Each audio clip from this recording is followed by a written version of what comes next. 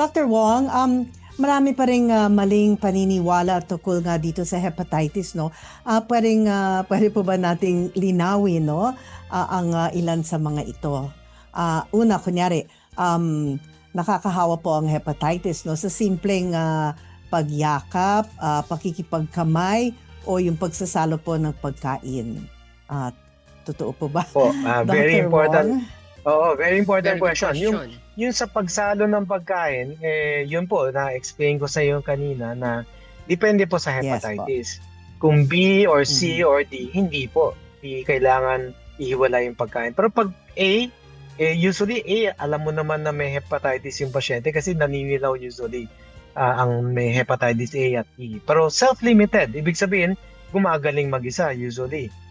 So pagka ganun, kailangan ihiwalay yung pagkain kasi baka nga hindi sila nagugas ng mabuti. Pero sa pagyakap, sa pag-shake hands, even sa paghalik, so mag-asawa, naghalikan na may hepatitis B, hindi po mahahawa ang hepatitis B sa ganun lang. Kumbaga, sobrang malas mo na lang. For example, hepatitis B. Ang hepatitis B po nasa saliva din, nasa laway din. Pero ang dami pong kailangan mangyaring malas bago ka mahawa ng hepatitis B through kissing. Dapat may sugat yung may hepatitis B. Dapat may sugat ka rin sa bibig para pumasok yung hepatitis sa balat mo. So, marami pong kailangan mangyaring malas bago ka mahawa. So, in general, hindi po nakakahawa. Okay. Kissing or just contact. Okay. So, doon naman sa mga natatakot dahil nakipag-shake hands sila, nagbeso-beso, at pati yung pakikipaghalikan, kung halimbawa mag-asawa kayo, yan naman ang niliwanag ni Doc. So, hindi po, unless na mayroon kang sugat, may sugat din yung partner mo, yun po. Thank you for that, Doc. Eto, let's find out. Myth or fact? Lahat daw po ng hepatitis ay pare-pareho ang paraan ng pagkakahawa? Doc Wong? Hindi po. So, yun nga. Yes. Pag A tsaka E, usually pico-oral. Galing sa upo, hindi nahugasan ng mabuti yung kamay, naipasa sa pagkain. Pag B, C, and D, either usually sex or anything that has blood contact. So, minsan, for example, sa Pilipinas po, very uncommon ang hepatitis C. Pero yung mga may hepatitis C, ang pinanggagalingan usually, IV drug use. And of course, that's another problem na kailangan natin i-address.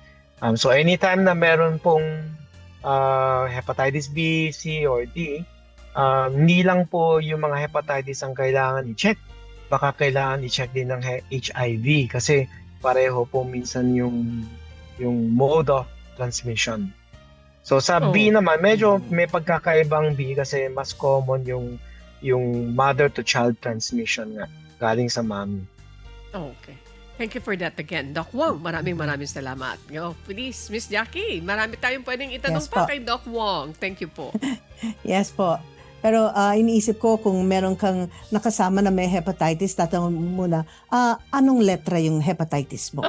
Ano pong klase? A, B, C, or D? Buti kung malalaman po niya. Anyway, ito po, myth or fact, no, Dr. Wong, kapag wala kang sintomas, no, wala kang hepatitis, tama, pwede po ba yun, Dr. Wong? Hindi po. Siguro kung bibilangin nyo po yung proportion, yung percentage ng may hepatitis na walang symptoms, siguro mga 80% to 90%. Depende po depende sa letra. The letter matters Kasi like pag hepatitis A tsaka E, mas common na may symptoms kasi acute hepatitis sila usually So I would say siguro mga 70% ng mga may hepatitis A tsaka E, may symptoms yan na nangihina, o kaya naninilaw na. Pagka B, C, and D naman, since chronic hepatitis yan, kadalasan walang symptoms. So maybe 80% walang symptoms. Only about 10-20% yung nagkaka-symptoms pagka medyo malala na yung lagay ng atay nila, meron ng cirrhosis, yun. Okay. So symptoms, Doc. we cannot depend on symptoms alone. Okay. Thank you po. Yan, Miss Jackie. Ito, doon sa mga manginginom. Yan, papasagot natin kay Doc Wong. Myth or fact? Ang hepatitis po ba'y dulot lamang ng pag-inom ng alak? Doc Wong. Hindi po. Hindi. Ayan. And it's important also na banggit niyo po yun dahil sa liver, I think pareho rin with other organs ng body natin eh. Kung meron po kayong isang cause ng injury versus dalawang causes ng injury, kahit hindi po kayo doktor, malalaman nyo, maisip nyo na, ay, yung merong dalawang cause ng liver injury, baka mas pangit yung magiging outcome. So, for example, may hepatitis B yung pasyente, tapos manginginom pa siya, kahit hindi po kayo doktor, maisip nyo na, ay, malamang itong may uminom ng alak ng matindi at may hepatitis B pa, mas pangit po yung magiging outcome na compared sa may hepatitis B lang. So, alcohol is bad. It can cause cirrhosis and yun nga, marami pang ibang causes ng hepatitis. Okay, thank you very much. Ayan, mga kasambahay, pag pinag-uusapan pa rin natin dito ang isang sakit. Ito po ang hepatitis. Makinig po kayo, tuloy nyo ang pag-monitor dito sa aming discussion with Doc Wong. Miss Jackie? Yes po. Thank you po. Dr. Wong, no, myth or fact po muli, no? Kapag may hepatitis, no, wala nang magagawa at hahantong na po agad sa liver failure. Ito po ay myth po ba? Hindi po totoo, of course. I mean, for example, hepatitis A tsaka E again, ang tawag po dyan is self-limited. Although acute sila, ibig sabihin, usually may symptoms kasi pagka nagkaroon na infection, makikita ka agad eh. But then, usually self-limited. Gagaling siya mag-isa kahit wala kang gamot. Monitor mo lang syempre to watch out for liver failure, which can still happen. Pero maliit lang po yung chance. Ngayon, for hepatitis B, meron pong gamot sa hepatitis B. Yun lang, ang difference lang po ng gamutan ng hepatitis B sa C. Ang hepatitis C, may gamot din. Ang difference, hepatitis C, ang chances ng cure. Ibig sabihin, talagang mawawala yung hepatitis C at wala ka ng hepatitis C, 99%.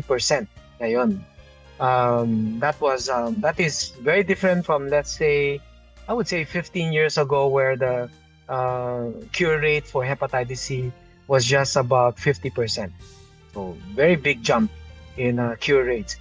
Ang hepatitis B naman, sinasabi ko palagi sa pasyente, although ang goal natin hindi para maging cure at mawala yung hepatitis B sa katawan yun, very effective pa rin yung gamot na available kasi the medication that is available, mapapatay niya yung virus, masusuppress niya yung virus at mababawasan yung chance ng liver cirrhosis, yung peklat sa atay, at liver failure, at liver cancer. So kahit na hindi natin ma-achieve yung cure sa hepatitis B, kaya pa rin natin iwasan yung maraming komplikasyon ng hepatitis B dahil merong gamot na available. Oh.